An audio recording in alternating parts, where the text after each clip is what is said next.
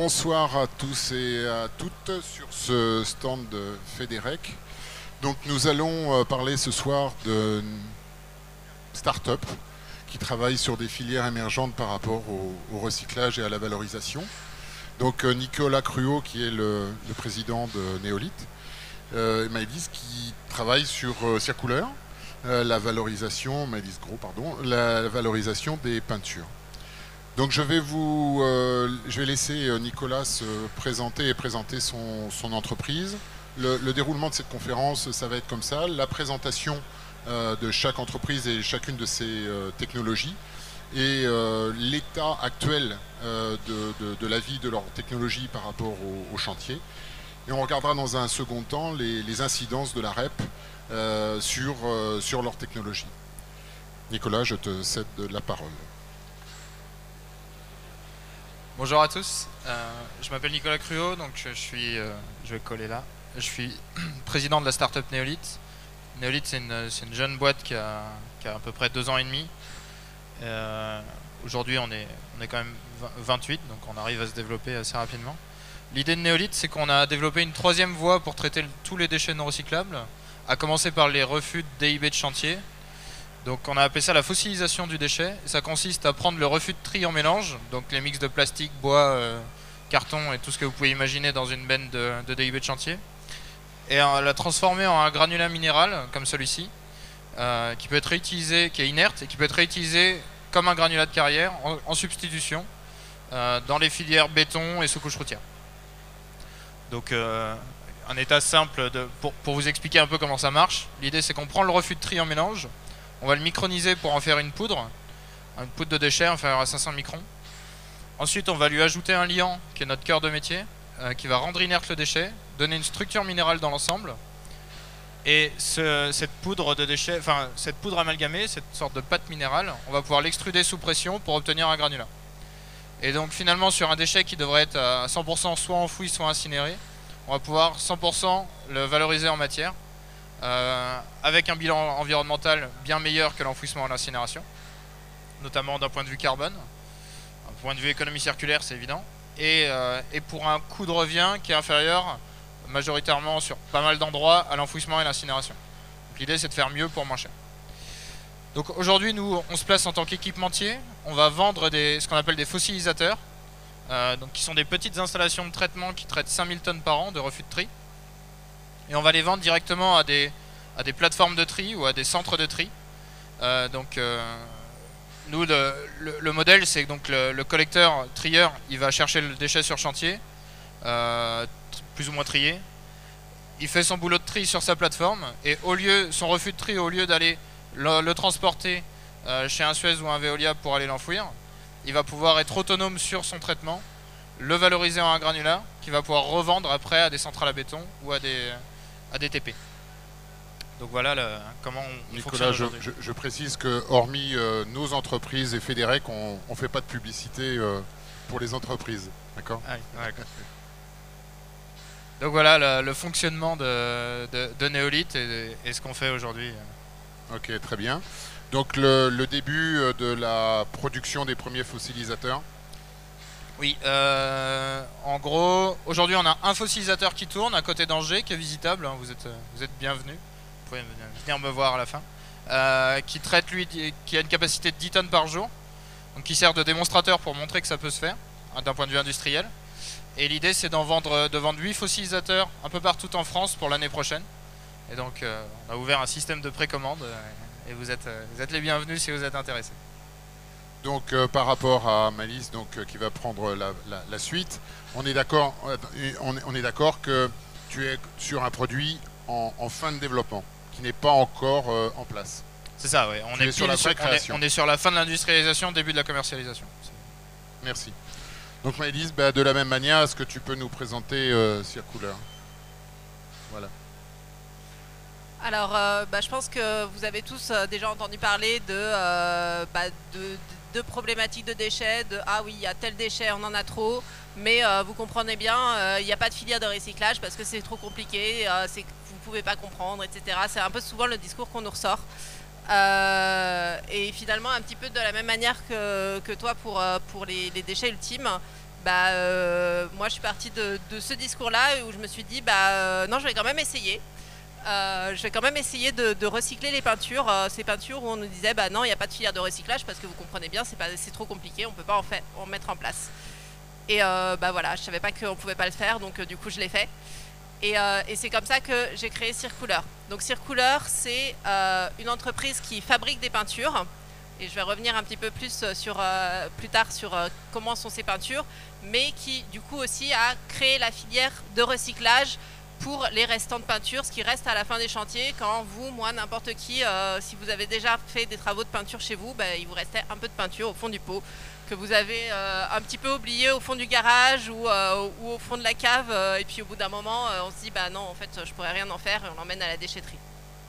Donc typiquement, tous ces petits fonds de peinture où on se dit c'est pas très souvent, en fait ça représente de l'ordre de 30 millions de litres à l'échelle de la France chaque année. Donc c'est énorme, et qui finissait auparavant uniquement en valorisation énergétique, c'est-à-dire que c'était brûlé. Moi je vous parle de peintures qui sont des peintures acryliques, qui sont des peintures à l'eau, donc elles vont pas brûler toutes seules, de toute façon elles apportent pas grand-chose en termes de pouvoir calorifique, donc autant les recycler plus tôt. Et donc c'est ce qu'on fait. Donc on prend ces restes de peinture, on les rassemble, on les trie, on a fait tout un travail dessus, et surtout un travail de chimie de formulation dessus, parce que ce qu'on récupère, c'est un mélange de vieilles peintures dans des états un peu disparates. Et ce que l'on fait à partir de ça, c'est une peinture qui est qualitative. Et ça, c'est un point qui est très important pour nous, c'est que c'est pas juste faire un produit recyclé et puis après le consommateur il va faire un geste pour l'environnement, alors même si elle est un peu pourrie, il va l'acheter. Non, c'est une peinture qui soit belle, qui fasse plaisir, qui fasse envie. On a choisi des belles couleurs avec un cabinet de tendance pour que ce soit des couleurs qui donnent envie aussi. Et alors, vous les voyez un peu là, la couleur est un peu faussée sur l'écran forcément, mais il y a vraiment cet aspect d'avoir des belles couleurs, d'avoir une bonne qualité, et que ce soit tout ça en plus du fait que ce soit une peinture recyclée. Donc derrière ça, c'est une peinture qui, en fait, si on ne vous disait pas qu'elle est recyclée, vous diriez juste c'est une bonne peinture et avec des belles couleurs. Mais c'est plus que ça, puisque c'est une peinture qui a un impact environnemental qui est bien meilleur que celui d'une peinture classique. Une peinture, ça a un poids environnemental qui est très très élevé pour la fabriquer, une peinture classique. Et nous, on le divise par 12. Ce coût environnemental, le bilan carbone de la peinture, il est divisé par 12 avec les nôtres. Donc ça, c'est l'impact environnemental, mais aussi un impact sanitaire, puisque nos peintures sont meilleures pour la qualité de l'air intérieur, et un impact social, puisque ça nous permet de créer des emplois pour des personnes qui sont en insertion. Très bien, merci. Pour finir la présentation de sa structure, donc elle est opérationnelle, elle existe, donc depuis quand? Tu es implanté où et quel est ton rayon de fonctionnement aujourd'hui? Donc oui, elle est opérationnelle. Donc on a deux gammes, donc la gamme professionnelle et la gamme grand public. Donc on vend sur les deux marchés. Et on a eu la chance en fait de pouvoir justement la rendre opérationnelle avant de réellement investir dans une usine en fait. On a commencé par de la sous-traitance, ce qui nous a permis justement de commencer petitement et de tester et de faire fonctionner. Donc on est implanté nous près de Bordeaux. On est à Blanquefort, ville dont vous avez peut-être entendu parler quand on parlait de la fermeture oui, il ne faut pas que je nomme des entreprises, mais de la fermeture d'une très grande entreprise de voitures qui a un peu défrayé la chronique. Je ne suis pas sûre que ce soit de la pub de toute façon. Donc on est juste à côté de ça. Et c'était quoi les autres questions? Non, c'était la présentation de ta structure, depuis quand elle existe, et voilà. Tu as parlé de la localisation. Voilà. Moi, je me suis lancée dans le projet, c'était en 2015, et la structure juridique existe depuis 2017. D'accord, très bien. Donc on va évoluer un petit peu sur l'état des lieux. À aujourd'hui, quelles sont les difficultés que tu rencontres, ou qu'est-ce que tu constates sur les chantiers comme frein par rapport à ton procédé, à ta technologie? Je veux dire, sur le principe, on a envie qu'il y ait un engouement pour ta démarche. Qu'est-ce qui fait que ça marche ou que ça ne marche pas? Quelle est la culture des entreprises par rapport à ça? Alors, nous, du point de vue clientèle, on est très bien reçu. Enfin, cette démarche environnementale qu'on a, elle est très bien comprise aussi bien du côté grand public que du côté professionnel du bâtiment, où ils ont maintenant des gros enjeux de carbone avec la nouvelle réglementation, la RE 2020. Une des difficultés qu'on a eues par le passé, qui était une difficulté très importante, c'était l'accès aux gisements de déchets, parce qu'il faut vraiment structurer toute une filière. Et il faut que ça puisse arriver jusqu'à chez nous, même si c'est des déchets de peinture qui coûtent cher et dont personne ne veut, c'est pas si facile que ça d'y accéder. Donc ça a peut-être été ça, une des grosses difficultés, mais qu'on a levé maintenant. D'accord. Nicolas, de la même manière, dans tes réflexions qui ont initié ton procédé, donc voilà, qu'est-ce que tu as constaté qui ne fonctionnait pas sur les chantiers et qu'est-ce qui t'a amené à réfléchir à ce procédé? Non, ouais, parce que je voulais répondre à la question que tu lui avais posée. Tu peux aussi. Non, le frein principal, nous, qu'on voit avec la gestion actuelle du déchet, c'est la grande disparité des qualités de tri sur les plateformes de tri. Aujourd'hui, on cherche à faire une technologie qui s'adapte à tous les flux de refus de tri, sauf qu'un refus de tri, ça veut rien dire. Ça peut passer juste en transit sur une plateforme de tri, et finalement on a enlevé une palette d'un tas de 20 tonnes et puis hop, on considère que c'est un refus de tri qui part soit à l'enfouissement et qui pourrait partir chez nous. Ça, c'est un refus de tri qui est quand même pas très agréable pour nous. Ou alors il y a des refus de tri qui sont mieux triés, et dès qu'on passe, par exemple, on se rend compte que dès qu'on passe sur un tri où il y a par exemple une table de tri, la qualité du refus de tri s'améliore beaucoup et on obtient une certaine homogénéité dans le déchet. Et vu que notre procédé il est industriel et il demande un peu, alors il peut prendre des grandes variations de déchets, c'est pas un problème, mais si on peut éviter d'avoir 80% de bois un jour et 80% de plâtre le lendemain, ça nous arrange beaucoup. Et donc finalement, aujourd'hui le problématique, c'est quand on parle d'une plateforme de tri, il n'y a pas vraiment de critère qui dit c'est une bonne plateforme de tri ou une mauvaise plateforme de tri. Donc nous, ça ne nous aide pas à cibler nos premiers clients ou sur lesquels notre procédé serait applicable. Donc ça sera l'objet de la suite probablement, mais l'idée c'est que plus le tri sera performant sur plateforme ou sur centre de tri, plus notre technologie sera facile à mettre en place. Alors merci pour cette merveilleuse transition. Puisque le deuxième volet de notre réflexion, c'est la REP, donc la REP bâtiment qui arrive. Qu'est-ce que vous y voyez comme point fort et comme point faible pour développer votre technologie? Donc effectivement, la REP va développer, contraindre plus le tri, encore plus qu'aujourd'hui. Donc pour toi, effectivement, est-ce que c'est un frein, une opportunité, des gisements en moins de refus, une meilleure qualité de ces refus, si on peut parler de qualité de refus? Comment donc tu approches la REP, sachant que dans un deuxième temps, on parlera de l'action de l'éco-organisme, mais là on parle déjà au niveau gisement du produit. Au niveau gisement, c'est ce que je viens de dire. En gros, on va gagner en qualité sur le refus parce que le tri à la source sera déjà meilleur, et du coup même sur les plateformes qui trient pas bien, on va quand même avoir, je pense, un meilleur refus de tri. Donc factuellement ça m'arrange. Après, si on regarde ça juste d'un point de vue volume total à traiter, forcément moi, plus le flux est bien trié, moins je vais avoir de refus de tri. Mais j'ai l'avantage de ne pas contrôler le marché entièrement aujourd'hui, c'est moins qu'on puisse dire. Et donc finalement qu'on passe de 5 millions de refus de tri par an à 3 millions de refus de tri, mais que je peux vraiment traiter, moi ça m'arrange. Je préfère avoir ça que 5 millions de refus de tri aujourd'hui, mais avec seulement 2 millions qui sont vraiment traitables par mon procédé. Donc factuellement ça va réduire les capacités, le tri, enfin ça va réduire les gisements, mais moi clairement ça va pas m'empêcher de dormir, et vu quand même qu'on fait ça pour l'environnement à la base, je vais pas non plus essayer de me battre contre, quoi. Ce serait un peu con. Merci de cette conclusion. Maëlys, de la même manière, est-ce que la REP va changer quelque chose pour toi dans le gisement ou la manière d'y accéder? Encore une fois, sans parler de l'éco-organisme.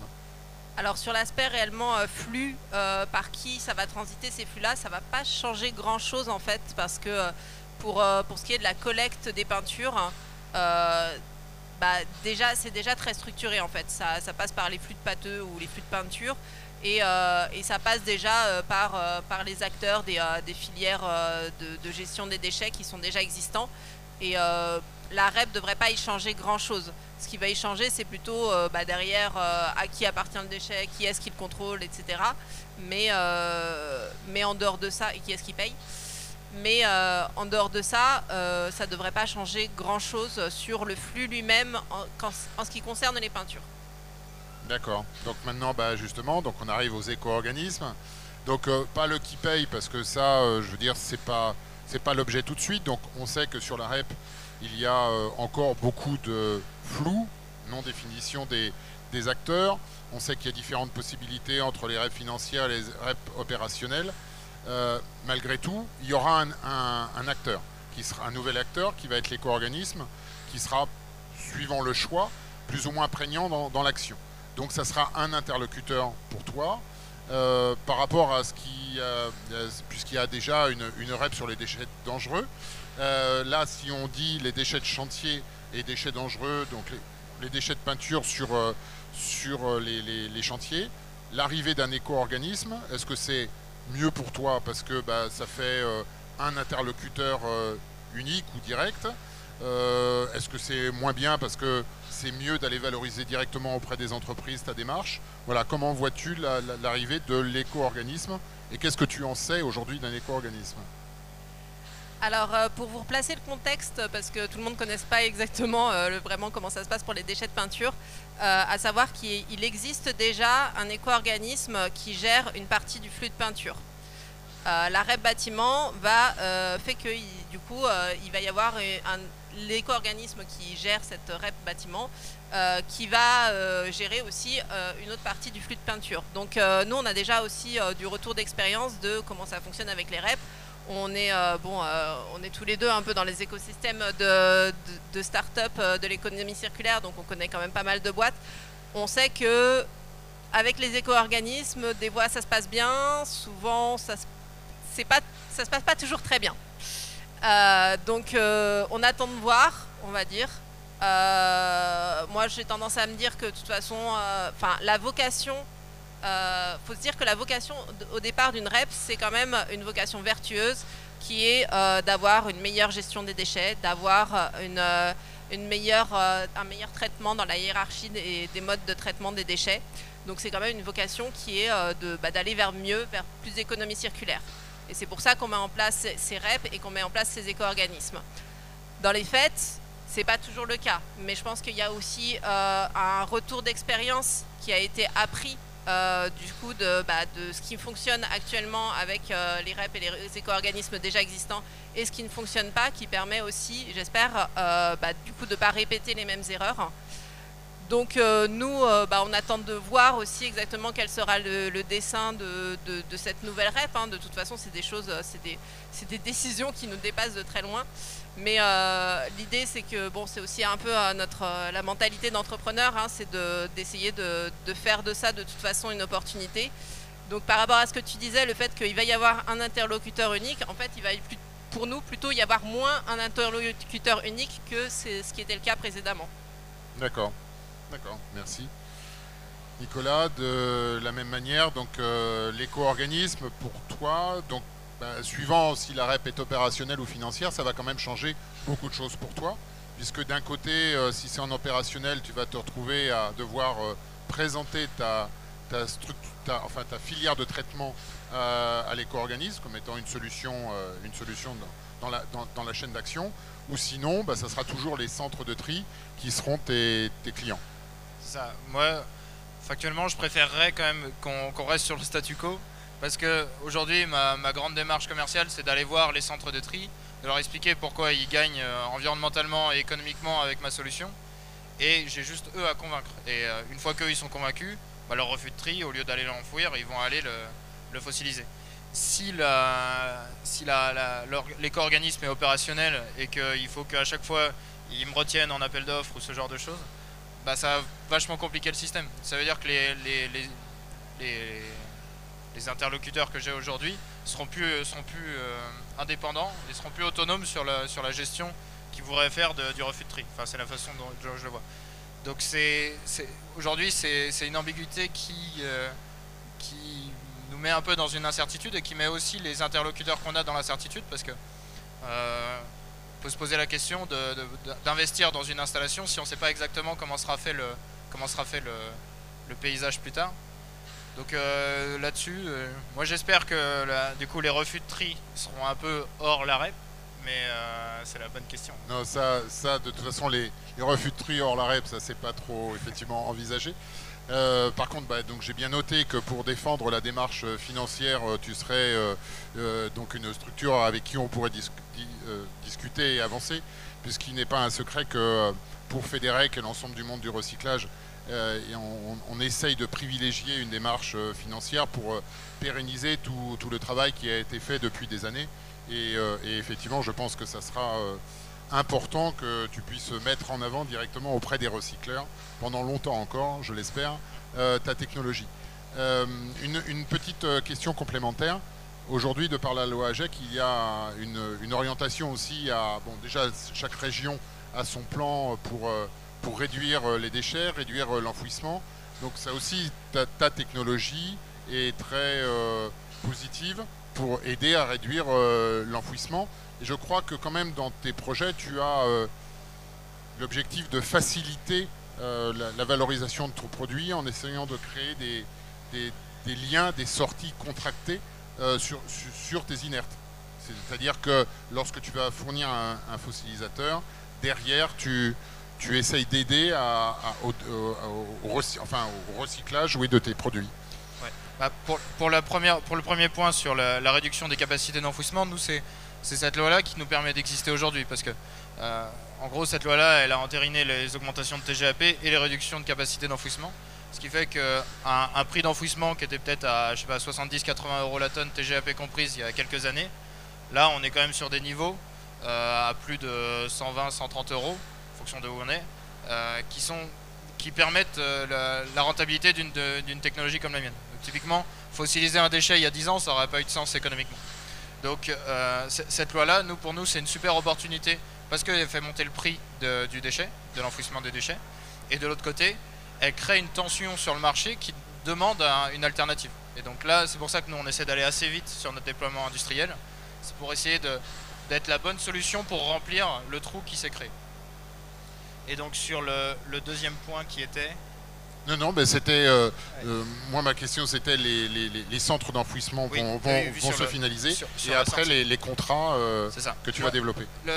La problématique quand on crée un nouveau matériau, c'est un peu comme quand, je pense, on crée une nouvelle peinture, c'est qu'il faut éduquer finalement, aller avec son bâton de pèlerin, voir tous les potentiels utilisateurs du matériau final, pour qu'eux, ils acceptent et qu'ils demandent, et que le recycleur ne se retrouve pas juste avec une nouvelle matière qui finalement a l'air d'un caillou, mais qu'au final il devra jeter en enfouissement tout pareil.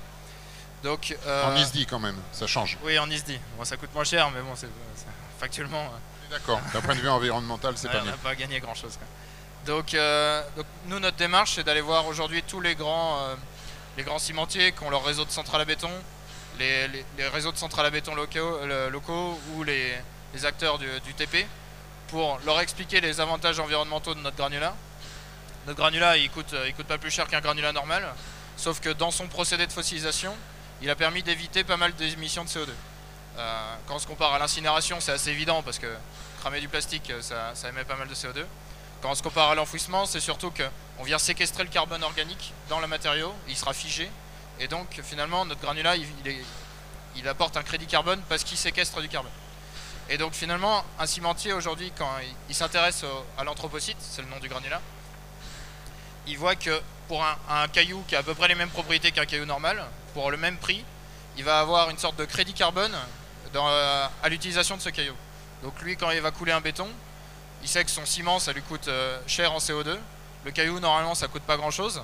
Et là, le caillou, il va venir en négatif compenser une partie du ciment. Donc c'est la façon dont on a d'éduquer nous toute la filière aval de construction. Et ça marche pas mal parce que l'idée, c'est de signer des grands contrats cadres avec tous ces acteurs-là. Et vu qu'ils sont très locaux, au même titre que les recycleurs, pouvoir dire, si à un moment je vends un fossilisateur à Limoges, je sais que j'ai 3 centrales à béton, je sais pas, on va dire 3 noms différents, Ekium, Vicat, Lafarge, c'est comme à la télé, qui pourront reconsommer, et donc on va signer un accord directement.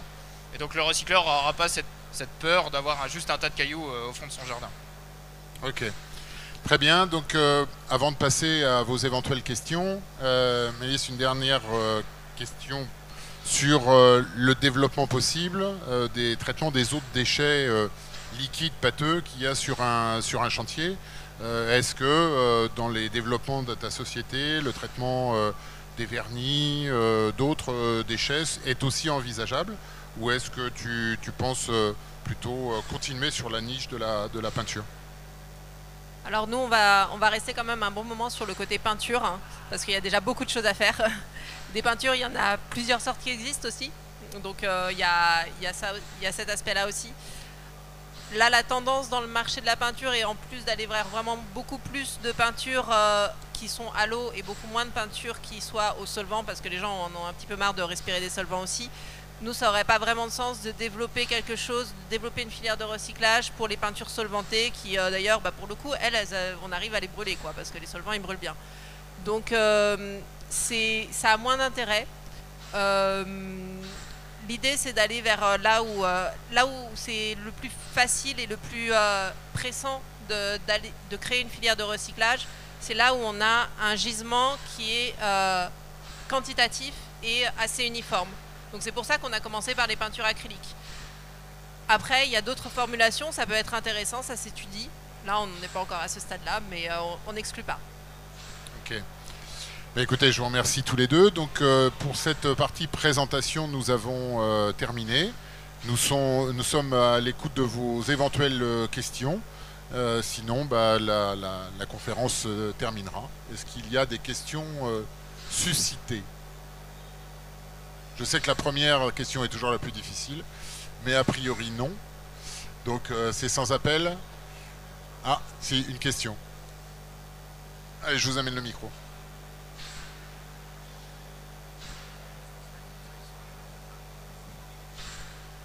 On m'entend?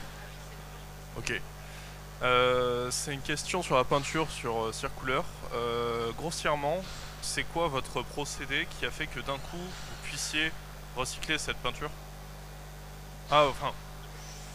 Ah d'accord.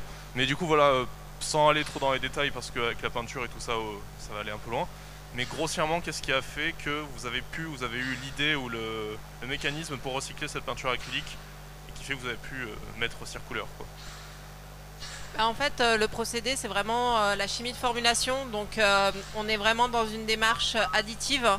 C'est-à-dire qu'on va contrôler du coup la sauce qu'on récupère, on va contrôler ses caractéristiques et en fait certaines de ces caractéristiques se sont dégradées, hein, parce qu'il y a des composants qui sont dégradés, il y en a d'autres qui ont pu s'évaporer, il y a plein de choses qui ont pu se passer. Et donc nous on va rajouter ce qui est nécessaire pour justement avoir toutes les caractéristiques qui soient toujours les mêmes, qui soient toujours dans nos spécifications. Y a-t-il une autre question? Bon, écoutez, s'il n'y en a pas d'autres, je vous propose de conclure. Je vous invite demain à 10 h, donc on a une nouvelle conférence sur le recyclage et le réemploi pour voir les difficultés juridiques éventuellement du recyclage et du réemploi et quels sont les avenirs de ces deux, surtout le réemploi qui se développe de plus en plus par rapport au recyclage. Est-ce qu'il y a opposition ou pas?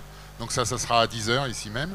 Et à 14 h, nous aurons également donc, une seconde conférence sur l'incidence de la REP sur les déchets de chantier, avec la présence de la FFB, d'un éco-organisme qui se met en place qui est Valobat, et un bureau d'études spécialiste sur le suivi des déchets de chantier. Et donc j'espère qu'on vous retrouvera. Voilà, on espère avoir répondu à vos questions, vous avoir apporté des informations enrichissantes, et on vous dit à très bientôt. Bonsoir.